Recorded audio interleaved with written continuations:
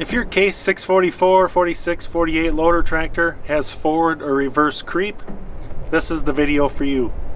I'm going to explain why it has creep. I'm going to bring it back in the garage and adjust that adjustable ball link and show you underneath the tractor of what it's doing. What I'm talking about, your tractor's running, you put it in forward, and the tractor starts to creep forward even though you don't have your foot on the travel pedal. You can do the same thing in reverse. Put it in reverse, tractor starts to creep in reverse without your foot on the travel pedal. Now what it's doing, there's a travel spool down there inside the travel control valve. If you put your tractor in forward, that means that ball link, it's an adjustable ball link on that spool, is actually too short. So it's pulling the spool out too far. I'm going to put the tractor in forward and keep your eye on that rear wheel.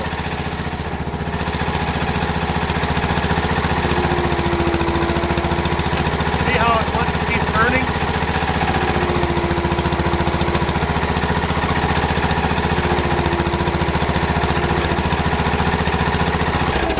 Now to make this easier to work on, I'm going to jack up the rear end and put it on top of car ramps.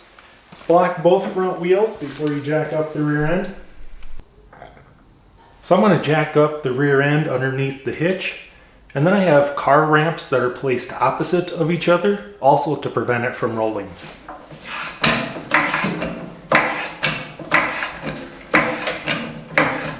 I'm just going to let the jack down on top of the car ramps.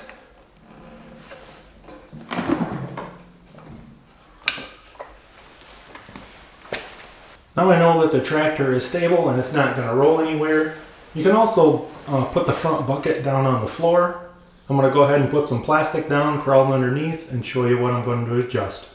Right here is your travel control valve. Right here is your forward reverse travel spool. And here is that adjustable ball link. See how this is very short? I don't see any threads right here. It's pulling the spool out just a little bit, causing it to go forward. So we need to lengthen this link right here so this spool goes back into the travel valve to a more neutral position, and that will stop the forward creep. As you can see, I've lengthened this ball link, which will push this spool back in a little bit, and hopefully it will be in the neutral position. Alright, I've made the adjustment in the garage, brought it out here. I'm going to put it in forward and see if we got rid of that forward creep. Keep your eye on the back tire to see if you see it lurch forward at all.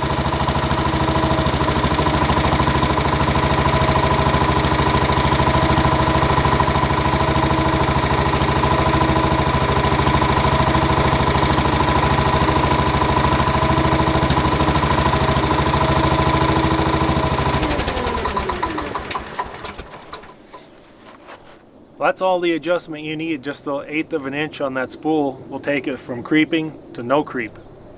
So it's obvious I fixed the forward creep, but if I made that ball link too long, I'll develop a reverse creep. So I'm going to start it up again, put it in reverse, keep your eye on the back tire to see if you see any movement. All right, here goes reverse.